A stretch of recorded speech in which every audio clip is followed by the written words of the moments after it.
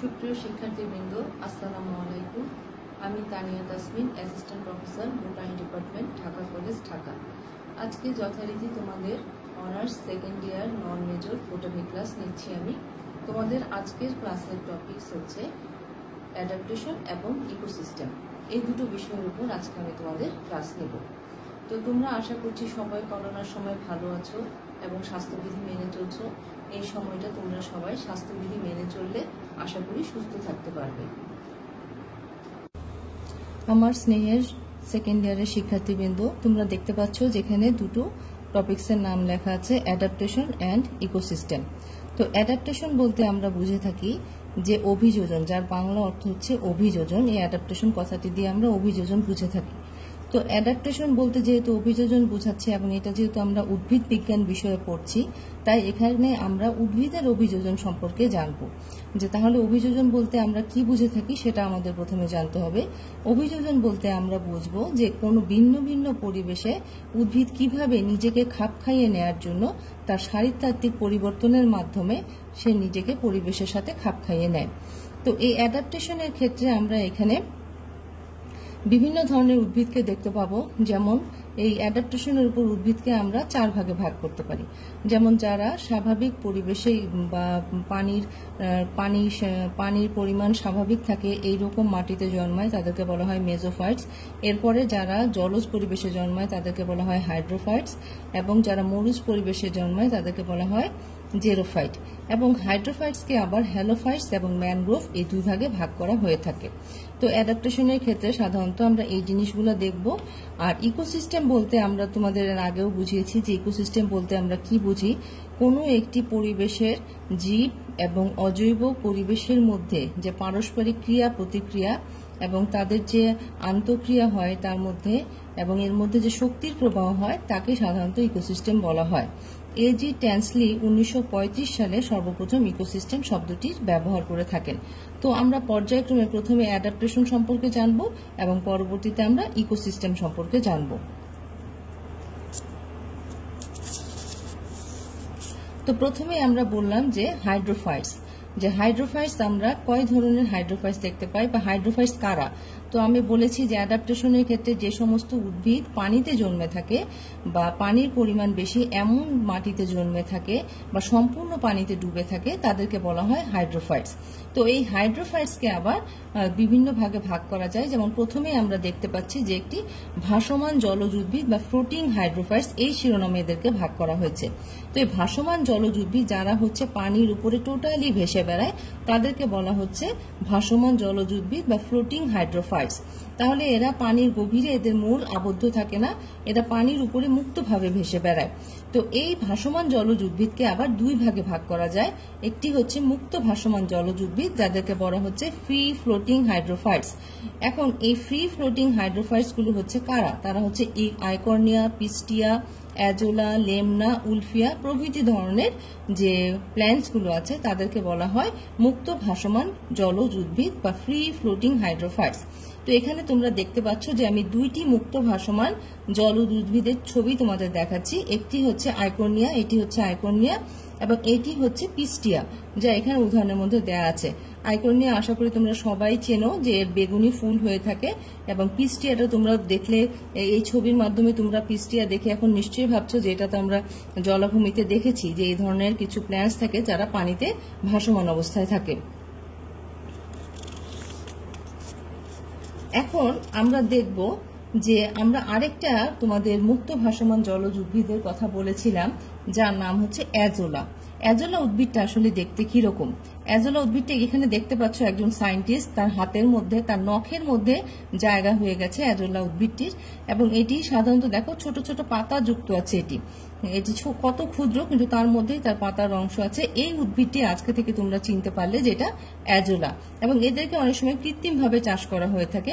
তো সেই বিষয়ে আমরা পরে যাচ্ছি যে কখন কেন এদেরকে কৃত্রিমভাবে চাষ করা হয়ে থাকে। এখন আমরা দেখব যে মুক্ত ভাসমান জলজ উদ্ভিদের আসলে কি কি ধরনের বৈশিষ্ট্য থাকে এবং এরা কি ধরনের বৈশিষ্ট্য দ্বারা পরিবেশের সাথে নিজেকে খাপ খাইয়ে নেয়। প্রথমেই দেখতে পাচ্ছি আমরা 1 নম্বর পয়েন্টসে আমরা দেখতে পাচ্ছি যে এই সকল উদ্ভিদের কাণ্ড আসলে রাইজোম জাতীয়, মূল সাধারণত কম থাকে এবং সুগঠিত হয়। তো মূল সাধারণত কম থাকে এবং সুগঠিত হয় আমরা ছবির মাধ্যমে আবার দেখব। মূলরোম অনুপস্থিত, মূলরোমের আসলে দরকার নেই, কারণ এদের সমস্ত মূলটিই তো পানির মধ্যে নিমজ্জিত অবস্থায় থাকে। সুতরাং মূলরোম দ্বারা যে পানি শোষণের একটা ব্যাপার সেটার দরকার নাই, বরং এদের মূলের মধ্যে রুট পকেটস বলে একটা অঙ্গ বিদ্যমান থাকে। শুধু মাত্র পাতার উপর পৃষ্ঠে স্টোমাটা বর্ধমান এবং পত্রবিন্দু স্পঞ্জি, যান্ত্রিক কলার সংক্ষিপ্ত, গৌণ বৃদ্ধি সংগঠিত হয় না। আমরা যদি আগের ছবিটি একটু দেখি আবার, তাহলে আমরা দেখতে পাবো যে এখানে মূল দেখা যাচ্ছে যে আমার মূলটা কি এক ধরনের গুচ্ছ মূলের মতো, এবং এদের কাণ্ডে কিন্তু রাইজোম বর্তমান, দেখা যাচ্ছে যে এদের কাণ্ডে রাইজোম আছে, এবং দেখা যাচ্ছে যে পত্রবিন্দু আমি বলেছিলাম স্ফীত এবং স্পঞ্জি। পত্রবিন্দুটা সাধারণত স্ফীত থাকে এবং স্পঞ্জি ধরনের হয়ে থাকে, এবং এগুলোতে যান্ত্রিক টিস্যু থাকলে কি হতো, এরা অত্যন্ত শক্ত উদ্ভিদে পরিণত হতো, ফলে এরা কিন্তু পানির উপর ভেসে থাকতে পারতো না। এর জন্য এদের যান্ত্রিক টিস্যু থাকে না। এবং পাতার উপর পৃষ্ঠে সাধারণত স্টোমাটা থাকে, কারণ নিম্ন পৃষ্ঠ কিন্তু পানির সংস্পর্শে থাকে বলে সেখানে স্টোমাটা থাকে না, উপর পৃষ্ঠে স্টোমাটা থাকে। আশা করছি তোমরা সকলেই চিত্রের মাধ্যমে বিষয়গুলো বুঝতে পারছো। আমরা এর পরের ছবিতে চলে যাব। আমি যে তোমাদের প্রথমেই আলোচনা শুরুতে বলেছিলাম যে অ্যাজোলাকে অনেক সময় কৃত্রিমভাবে চাষ করা হয়ে থাকে। এই ছবির মধ্যে আমরা দেখছি যে কি বিপুল পরিমাণ অ্যাজোলাকে কৃত্রিমভাবে চাষ করা হচ্ছে। তো এখানে কেন একে কৃত্রিমভাবে চাষ করা হয়? কারণ অ্যাজোলার শরীরে এক ধরনের শৈবাল সেখানে বাসা বাঁধে। সেই শৈবালকে আমরা বলি নস্টক বা অ্যানাপিনা। এক ধরনের বিজিএ বা ব্লু গ্রিন অ্যালগি এই সমস্ত অ্যাজোলার মধ্যে নিজেকে আবদ্ধ করে রাখে, এবং এই ধরনের শৈবালগুলো বাতাসের নাইট্রোজেনকে ফিক্স করতে পারে। ফলে অ্যাজোলার শরীরে কিন্তু আসলে নাইট্রোজেন ফিক্স অবস্থায় থাকে। এখন এই যে অ্যাজোলাকে হিউজ পরিমাণে চাষ করা হচ্ছে, এগুলোকে বায়ো ফার্টিলাইজার হিসেবে পরে আমরা জমিতে নাইট্রোজেনের পরিপূরক হিসেবে আমরা এটাকে ব্যবহার করতে পারি, বায়ো ফার্টিলাইজার হিসেবে। তো এখান থেকে আমরা এটা দেখতে পারলাম যে অ্যাজোলাকে আমরা কিভাবে বায়ো ফার্টিলাইজার হিসেবে ব্যবহার করতে পারি। এরপরে আসা যাক যে মুক্ত ভাসমান জলজ উদ্ভিদের মধ্যে তোমাদের আরেকটি জলজ উদ্ভিদের আমি উদাহরণ দিয়েছিলাম, তো সেটা তোমরা এই ছবির মাধ্যমে চিনতে পারবে। উদাহরণ দিয়েছিলাম লেমনা নামক একটি জলজ উদ্ভিদের। এখন দেখতে পাচ্ছ তোমরা এখানে কিছু বড় বড় পাতার মতো এবং কিছু ক্ষুদ্র ক্ষুদ্র পাতার মতো। তো এই যে বড় পাতাগুলো এটা আসলে লেমনা প্ল্যান্টস, এবং যে ছোট পাতাগুলো সেটাও লেমনা প্ল্যান্টস, তবে একটা হচ্ছে ম্যাচিউর লিফ আর একটা হচ্ছে ইমম্যাচিউর লিফ। তো এই সবগুলোই আসলে লেমনার উদাহরণ। তো এই ছোটগুলো হচ্ছে ইমম্যাচিউর লেমনা, এবং যেগুলো পরিণত হয়েছে সেগুলো হচ্ছে ম্যাচিউর লেমনা। এরপরে আসা যাক, আমরা আরেকটি মুক্ত ভাসমান জলজ উদ্ভিদের উদাহরণ দিয়েছিলাম ফ্রি ফ্লোটিং হাইড্রোফাইট, সেটা হচ্ছে উলফিয়া। এখন দেখতে পাচ্ছ একজন সায়েন্টিস্ট তার হাতের আঙ্গুলের ডগায় কিছু উলফিয়াকে নিয়েছেন। এখানে প্রায় কয়েকশ উলফিয়া আছে। তো তোমরা দেখতে পাচ্ছ এর আকৃতি কত ক্ষুদ্র, এবং তোমরা সাধারণত পানির উপরে একে ভাসমান অবস্থায় দেখে থাকো। সাধারণত এই ধরনের উলফিয়া আমরা ধান খেতে প্রচুর পরিমাণে দেখে থাকি।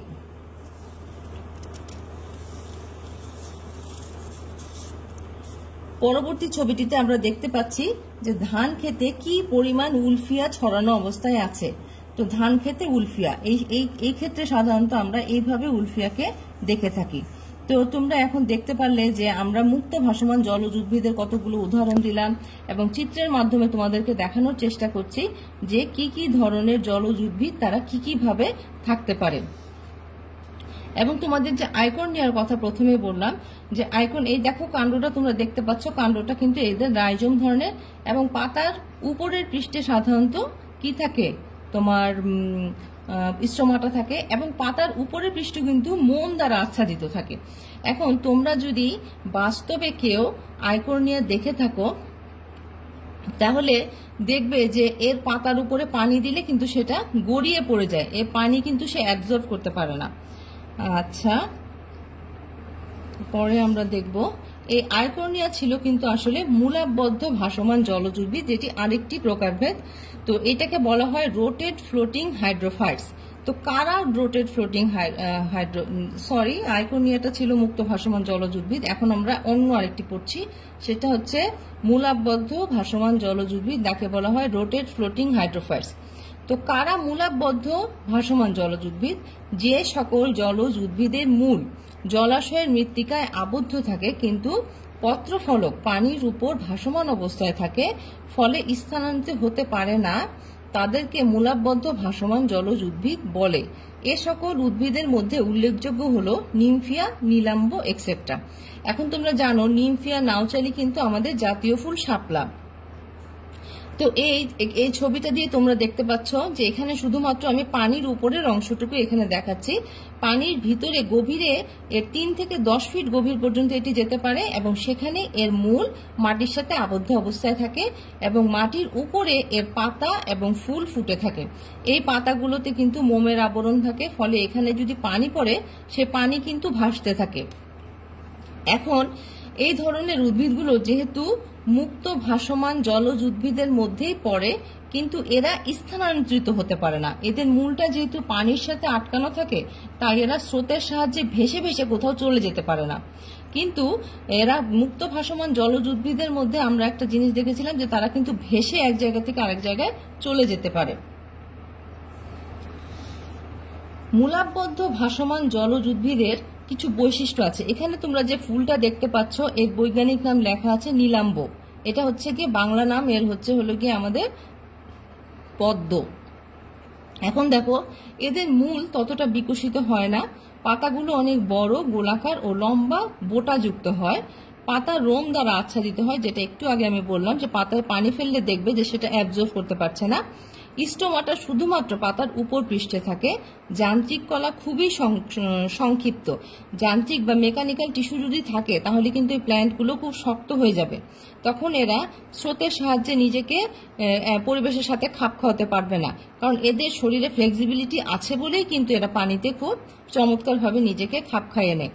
এবং গৌণ বৃদ্ধি অনুপস্থিত। আমরা কি জানি, গৌণ বৃদ্ধির দ্বারা স্থলভাগের যে সমস্ত উডি প্ল্যান্টস বা উডের কাঠ নেই আমরা যে সমস্ত প্ল্যান্টস থেকে, তারা গৌণ বৃদ্ধির মাধ্যমে কিন্তু প্রস্থে বৃদ্ধি পায়, কিন্তু এই সমস্ত অ্যাকোয়াটিক প্ল্যান্টস কিন্তু কখনো প্রস্থে বৃদ্ধি পায় না। প্রচুর সুস্পষ্ট বায়ুকুঠুরি বিদ্যমান। আমি এখন তোমাদের কিছুক্ষণ পরেই একটি জলজ উদ্ভিদের সেকশন দেখাবো, যেখানে তোমরা দেখতে পারবে যে প্রচুর পরিমাণে এই সমস্ত জলজ উদ্ভিদে বায়ুকুঠুরি থাকে।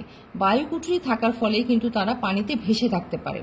এখন দেখো এখানে পাতায় আমরা জানি যে 2 ধরনের মেসোফিল টিস্যু থাকে, একটা হচ্ছে প্যালিসেড প্যারেনকাইমা আর একটা হচ্ছে স্পঞ্জি প্যারেনকাইমা। তো এই যারা মূলাবদ্ধ ভাসমান জলজ উদ্ভিদ তাদের প্যালিসেড প্যারেনকাইমা এবং স্পঞ্জি প্যারেনকাইমা, এই 2 ধরনের প্যারেনকাইমাই তাদের মধ্যে থাকে। এরপরে আমরা দেখতে পাচ্ছি নিমজ্জিত জলজ উদ্ভিদ বা সাবমার্জ ফ্লোটিং হাইড্রোফাইটস। যে সকল জলজ উদ্ভিদ পানির নিচে জন্মায় এবং জীবনচক্রের সকল পর্যায়ে পানির নিচেই থাকে, কখনো পানির উপরে বাতাসের সংস্পর্শে আসে না, তাদেরকে নিমজ্জিত জলজ উদ্ভিদ বলে। এদেরকে 2 ভাগে ভাগ করা যায়। একটা হচ্ছে নিমজ্জিত ভাসমান জলজ উদ্ভিদ, যাদেরকে বলা হচ্ছে সাবমার্জ ফ্লোটিং হাইড্রোফাইটস। তাহলে আমরা নিমজ্জিত জলজ উদ্ভিদকে প্রথমে আমরা দেখলাম এটি কি নিমজ্জিত ভাসমান জলজ উদ্ভিদ, সাবমার্জ ফ্লোটিং হাইড্রোফাইটস।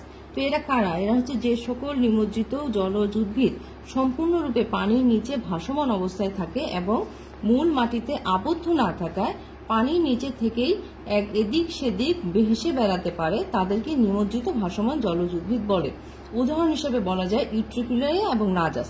এখানে আমি একটি ইউট্রিকুলারিয়ার ছবি এঁকেছি, তো এটা ছবি দেয়া আছে এখানে অ্যাটাচ করে।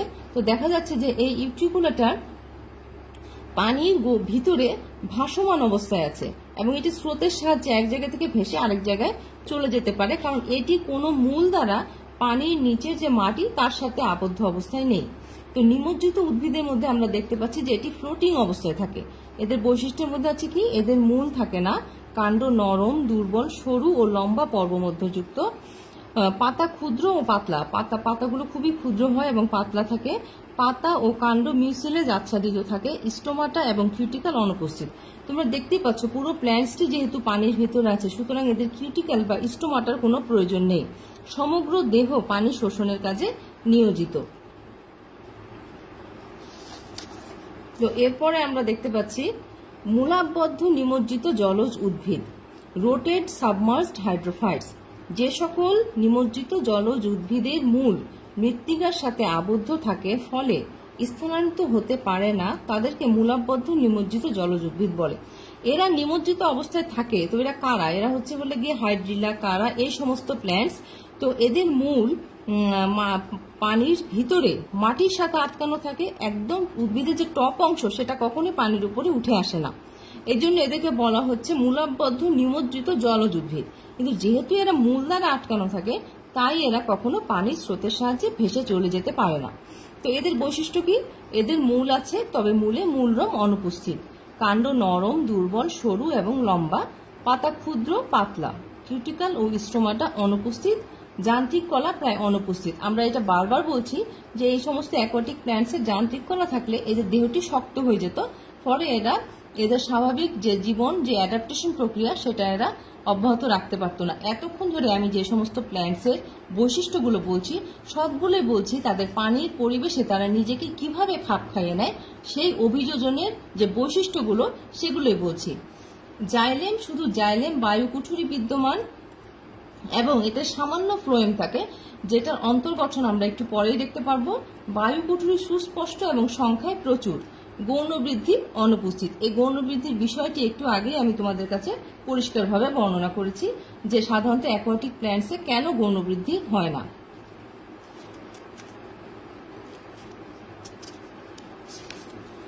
এইটা হচ্ছে আরেকটি নিমজ্জিত জলজ উদ্ভিদ যেটি মূলাবদ্ধ অবস্থায় থাকে, হাইড্রিলা, যেটাকে তোমরা ফটোসিনথেসিসের পরীক্ষায় ব্যবহার করে থাকো। যে ফটোসিনথেসিস প্রক্রিয়া যে অক্সিজেন উৎপন্ন হয়, সেই পরীক্ষাটায় আমরা সাধারণত এই হাইড্রিলা প্ল্যান্টসকে ব্যবহার করে থাকি। এরপরে আসা যাক, আমি বলেছিলাম যে তোমাদের একটি নিমজ্জিত জলজ উদ্ভিদ বা যে কোনো একটি জলজ উদ্ভিদের তোমাদের ইন্টারনাল সেকশনটা দেখানো হবে। তো এখানে তোমরা দেখতে পাচ্ছ টিএস অফ হাইড্রিলা স্টেম। তো টিএস বলতে এখানে বোঝাচ্ছে ট্রান্সভার্স সেকশন বা প্রস্থচ্ছেদ। এখানে একটা হাইড্রিলা প্ল্যান্টসের স্টেমের প্রস্থচ্ছেদ দেখানো হচ্ছে। তো দেখা যাচ্ছে যে এখানে একদম উপরে আছে আমার এপিডার্মিস, তারপরে হাইপোডার্মিস, এবং বলেছি যে এই ধরনের অ্যাকোয়াটিক প্ল্যান্টসগুলোতে প্রচুর পরিমাণে বায়ুকুঠুরি থাকে, যাকে আমরা বলছি এয়ার চেম্বার্স। এবং এই এয়ার চেম্বার্সগুলো আমি দেখতে পাচ্ছি যে কর্টেক্স অঞ্চলে আছে। এই বায়ুকুঠুরির জন্যই কিন্তু এই জলজ উদ্ভিদগুলো খুব সুন্দর করে পানিতে ভেসে থাকতে পারে। এবং তোমাদের বলেছিলাম যে এদের যে পরিবহন কলা, সেই পরিবহন কলার জাইলেমের মধ্যে কি থাকে? খুবই কুঠুরি বিশিষ্ট সেই জাইলেমগুলো, সেগুলোকে কি বলা হচ্ছে? Xylem cavity.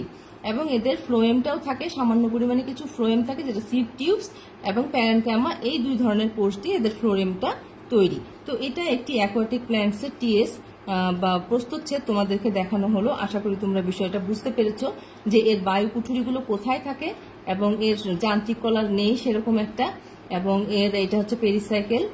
এইভাবেই এর অঙ্গ সংস্থানগুলো থাকে বা অ্যানাটমিক্যাল যে তার অবস্থা সেটা দেখানো হয়েছে। এখন আসো, এই হাইড্রোফাইটসের মধ্যে কিছু আছে উভচর বা অ্যামফিবিয়াস প্ল্যান্টস, যারা পানিতেও জন্মাতে পারে আবার ডাঙাতেও জন্মাতে পারে। তারা কি ধরনের বৈশিষ্ট্যের অধিকারী? যে সকল উদ্ভিদ অগভীর পানি অথবা কাদায় জন্মায় ও মূল পানির নিচে মৃত্তিকায় আবদ্ধ থাকে এবং দেহ কাণ্ড আংশিক বা সম্পূর্ণভাবে পানির উপরে থাকে, তাদেরকে উভচর উদ্ভিদ বলে। তো এরা কিন্তু পানিতে যেভাবে জন্মায়, কাদায় যে সেভাবে জন্মাতে পারে, মানে একটু কর্দমাক্ত পানিযুক্ত যে কাদামাটি সেখানে জন্মায়, আবার পানিতেও জন্মাতে পারে। তো এই ধরনের উদাহরণ কি? টাইফা, নলখাগড়া, ইপোমিয়া, কলমিশার, অ্যালিসমা, জুসিয়া, এই ধরনের প্ল্যান্টসগুলো হচ্ছে সাধারণত এই ধরনের অ্যামফিবিয়াস প্ল্যান্টস বা উভচর উদ্ভিদ। তো এখানে একটি টাইফার ছবিকে অ্যাটাচ করে দেওয়া আছে, তোমরা দেখতে পাচ্ছ। এরপরে আসা যাক এদের বৈশিষ্ট্যের এখানে একটি ইপোমিয়া বা কলমি শাকের ছবি দেওয়া আছে, যেটা আমরা অনেকেই শাক হিসেবে খেয়ে থাকি। একটি মজাদার, আমাদের ডিলিশিয়াস একটি ফুড আইটেম বলবো, অনেকেই শখ করেও খেয়ে থাকে এবং এটির ভেষজ গুণাবলীও অনেক। তো এদের বৈশিষ্ট্যের মধ্যে দেখা যাচ্ছে যে কাণ্ড সাধারণত লতানো হয়ে থাকে, বিটপ পানির উপর দ্রুত বর্ধিত ও প্রসারিত হয়। কোনো কোনো ক্ষেত্রে পাতা দু প্রকার, যথা নিমজ্জিত ও বায়বীয়, পানির ভিতরেও থাকতে পারে আবার বাহিরেও থাকতে পারে। বায়বীয় পাতায় স্টোমাটা ও কিউটিকল বিদ্যমান, কিন্তু নিমজ্জিত পাতায় আমরা জানি যে স্টোমাটা ও কিউটিকল থাকার প্রয়োজন পড়ে না। পরিবহন কলা এখানে আবার কিন্তু সুগঠিত, দেখেছো? এখানে পরিবহন কলাটা সুগঠিত থাকে, পাতার মেসোফিল, প্যালিসেড ও স্পঞ্জি প্যারেনকাইমে বিভক্ত।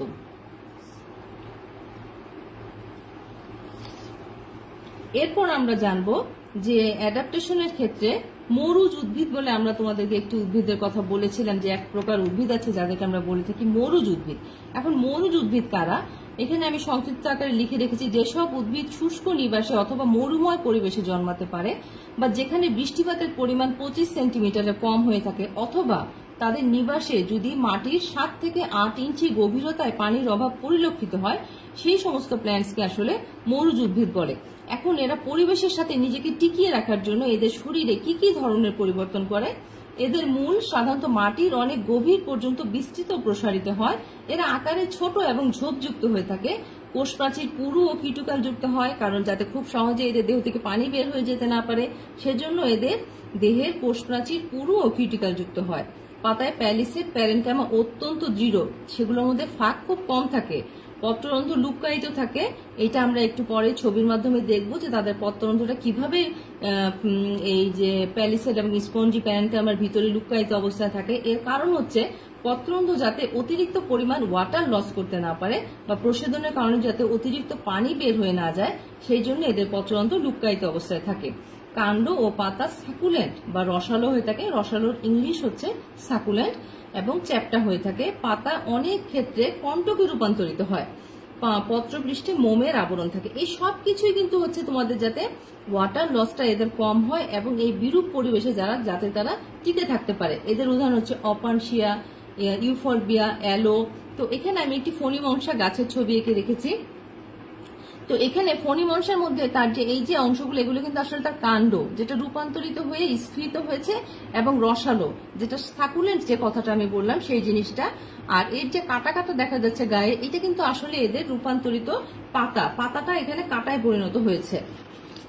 এখন এখানে একটি রাফ স্কেচ আছে একটি মরুজ উদ্ভিদের কাণ্ডের প্রস্তুচ্ছেদের একটি রাফ স্কেচ আছে, টিএস অফ নেরিয়াম। এটা হচ্ছে টিএস অফ নেরিয়াম বা করবি। এটি কিন্তু তোমাদের ঢাকা কলেজ ক্যাম্পাসের যে গেটের কাছে তোমাদের করবি গাছ আছে। তোমরা ইচ্ছা করলে তোমাদের প্র্যাকটিক্যাল যখন কলেজ তোমাদের স্বাভাবিক হয়ে যাবে, তখন তোমাদের প্র্যাকটিক্যাল ক্লাসে তোমরা নিজেরাই এই প্ল্যান্টস এর পাতা নিয়ে এসে টিএস করে দেখতে পারবে যে সেখানে কি কি অ্যানাটমিক্যাল বৈশিষ্ট্য তোমরা দেখতে পাও। যেমন প্রথমে এখানে দেখা যাবে যেখানে পুরো কিউটিক্যাল আছে, এবং দেখো প্যালিসেড প্যারেনকামাগুলো কিন্তু অনেক ঘনভাবে আছে। এরপরে স্পঞ্জি প্যারেনকামা, এবং এটা হচ্ছে এর বান্ডেল আবরণী। এখন তোমাদের যে বললাম যে লুক্কায়িত পত্ররন্ধ্র, সেটা কিন্তু তোমরা সেকশনের মাধ্যমে দেখতে পারবে যে এখানে একদম এমন পত্ররন্ধ্র আছে যার মধ্যে রোম দেয়া আছে। এই রোমগুলো কি করে এই পত্ররন্ধ্রের থেকে পানি বের হতে বাধা দেয়। এটাকে বলা হয় লুক্কায়িত পত্ররন্ধ্র। এরপরে আসা যাক, আমি তোমাদের বলেছিলাম যে জলজ উদ্ভিদের মধ্যে আবার হ্যালোফাইটস এবং ম্যানগ্রোভ বলে এক ধরনের উদ্ভিদ থাকে। তো হ্যালোফাইটস এবং ম্যানগ্রোভ এই দুই ধরনের উদ্ভিদই কিন্তু সাধারণত লোনা মাটি আছে এবং সেটা সিক্ত এই ধরনের পরিবেশে এরা জন্মে থাকে। তো হ্যালোফাইটস গুলো কি হয়, সাধারণত লোনা মাটির যে উদ্ভিদ তাদেরকে আমরা বলে থাকি হ্যালোফাইটস। কিন্তু ম্যানগ্রোভ কারা? ম্যানগ্রোভ হচ্ছে যেখানে দৈনিক 2 বার জোয়ার ভাটা হয়, সেখানে যে সমস্ত লোনা মাটির উদ্ভিদ জন্মে তাদেরকে বলা হচ্ছে ম্যানগ্রোভ। তাহলে এখানে আমরা একটা কথা বলতে পারি যে all mangroves are halophytes, but all halophytes are not mangrove. শুধুমাত্র লবণাক্ত মাটিতে জন্মালেই তাকে ম্যানগ্রোভ বলা যায় না, যদি সেখানে জোয়ার ভাটা হয় তবেই তাকে ম্যানগ্রোভ ফরেস্ট বলা যায়। তো এই ধরনের উদ্ভিদে সাধারণত কি কি বৈশিষ্ট্য দেখা যায়, যে এই জাতীয় উদ্ভিদ বর্ষজীবী, বহু বর্ষজীবী হতে পারে। এরা বিরুৎ, গুল্ম, বৃক্ষ সব ধরনেরই হয়ে থাকে। অনেক উদ্ভিদের কাণ্ড এক্ষেত্রে রসালো হয়ে থাকে। এদের পাতা পুরু এবং চর্মবৎ হয়। এই যে 3টে বৈশিষ্ট্য, এই 3টে বৈশিষ্ট্য কিন্তু হ্যালোফাইটস এবং ম্যানগ্রোভ উভয়ের ক্ষেত্রে দেখা যায়। কিন্তু এই যে নিচের যে 3টা বৈশিষ্ট্য আমি লিখেছি, এগুলো শুধুমাত্র ম্যানগ্রোভ প্ল্যান্টস এর মধ্যেই দেখা যায়। কি দেখা যায়, যে এদের নিউমাটোফোর নামক বিশেষ এক ধরনের মূল বের হয়, যা অক্সিজেন গ্রহণের জন্য মাটির উপরে উঠে আসে।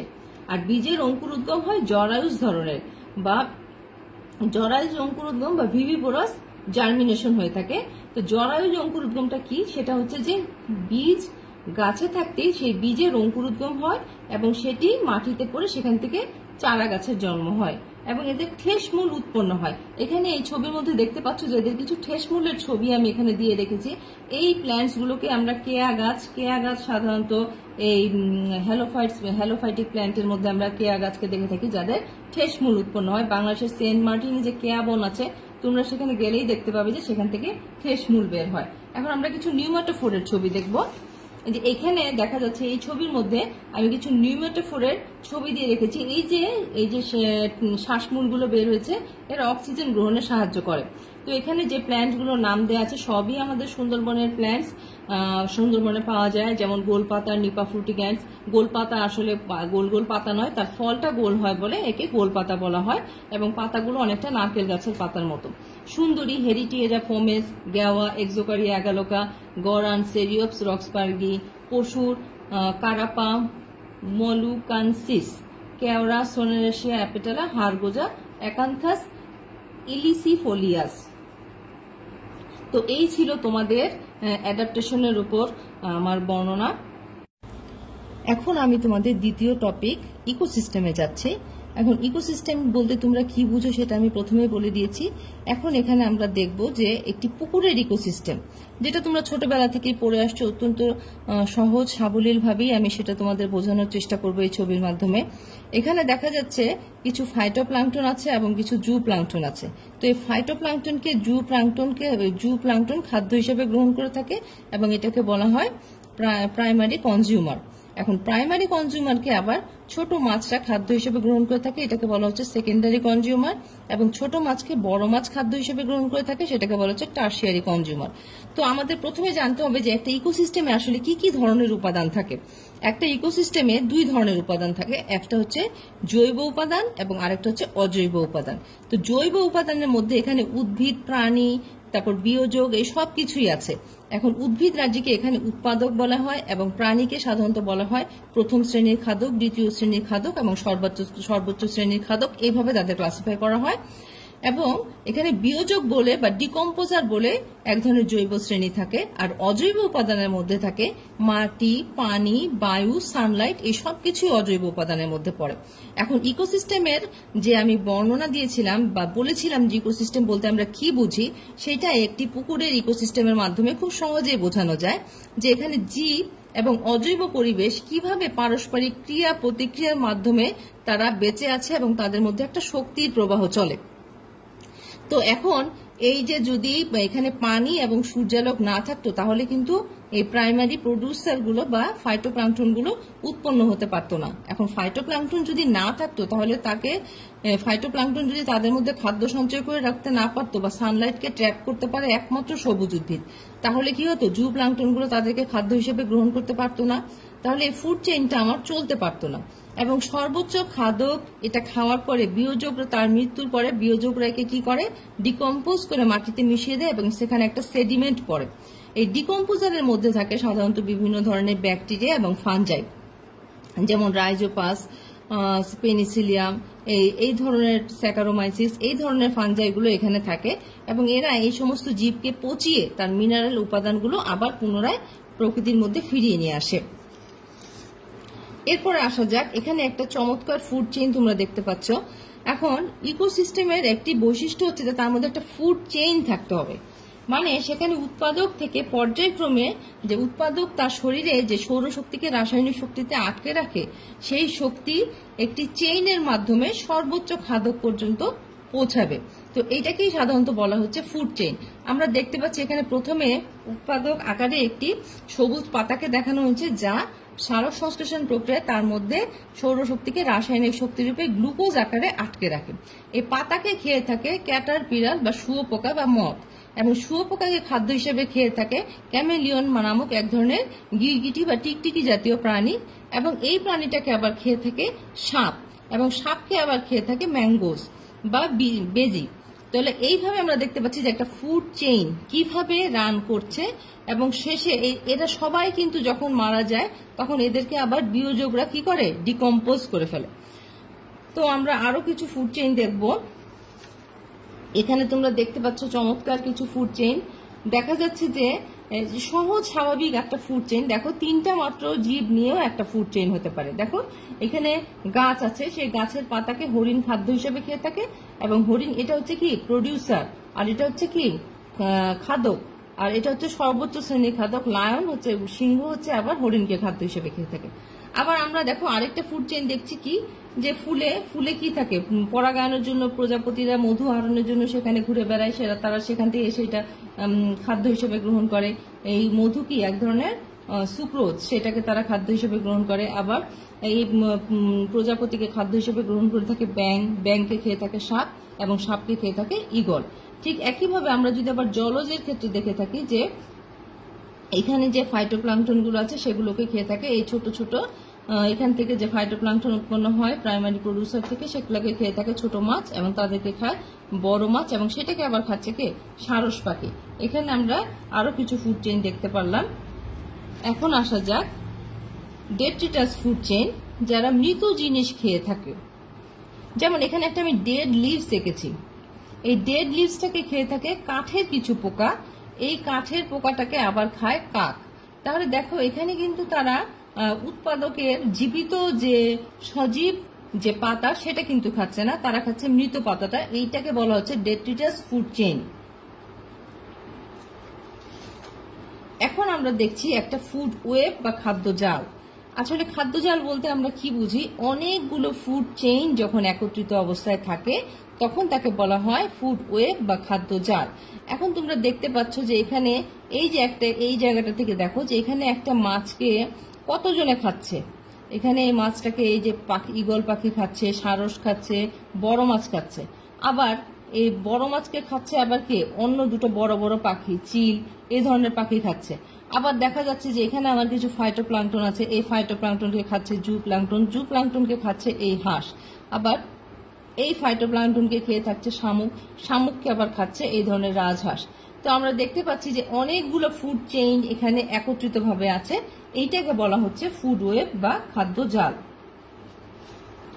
এখন আসো আমরা কিছু পিরামিড সম্পর্কে জানবো, যেটা হলো গিয়ে আমরা এই যে ইকোসিস্টেমের যে সমস্ত উৎপাদক খাদক আছে তাদেরকে আমরা যদি তাদের ভর, বায়োমাস, তাদের সংখ্যা, তাদের শক্তি এভাবে ক্রমান্বয়ে সাজাই, তাহলে তারা একটা পিরামিডের আকৃতি ধারণ করে। এই প্রথমে আমি এখানে দেখাচ্ছি বায়োমাস পিরামিড বা তাদের ভরের পিরামিড। তাহলে তাদের কার কোথায় অবস্থান হয়, দেখা যাচ্ছে যে আমরা উৎপাদকের পরিমাণই সবচেয়ে বেশি হয় এবং উৎপাদককে পিরামিডের সবচেয়ে নিচের স্তরে দেয়া থাকে, তারপরে থাকে প্রাইমারি কনজিউমার, তারপরে সেকেন্ডারি কনজিউমার, এবং সবার শেষে থাকে টারশিয়ারি কনজিউমার। ভরের দিক থেকে আমার দেখতে গেলে দেখা যাবে যে সবচেয়ে বেশি পরিমাণ ভর পাওয়া যাবে আমার এই উৎপাদকের ক্ষেত্রে। সেই জন্য বায়োমাস পিরামিডের বেস অঞ্চলে থাকে হলো গিয়ে তোমার আর উৎপাদক বা প্রডিউসাররা।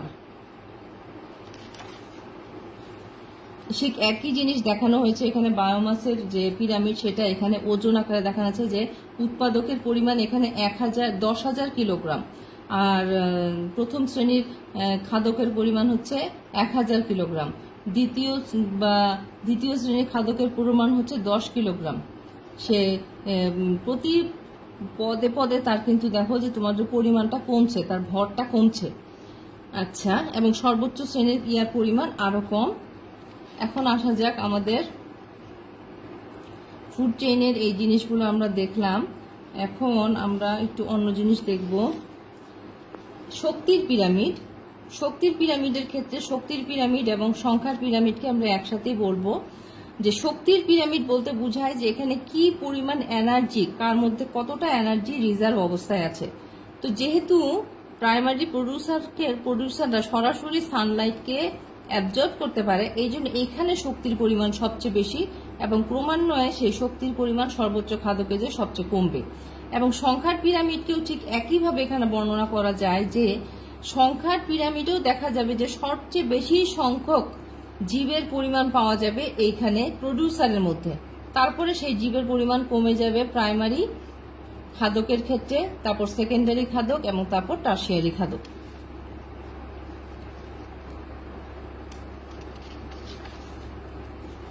এখানে আরেকটা এনার্জি পিরামিডের ছবি দেওয়া আছে। তো এইভাবেই আমরা এটাকে বর্ণনা করতে পারি।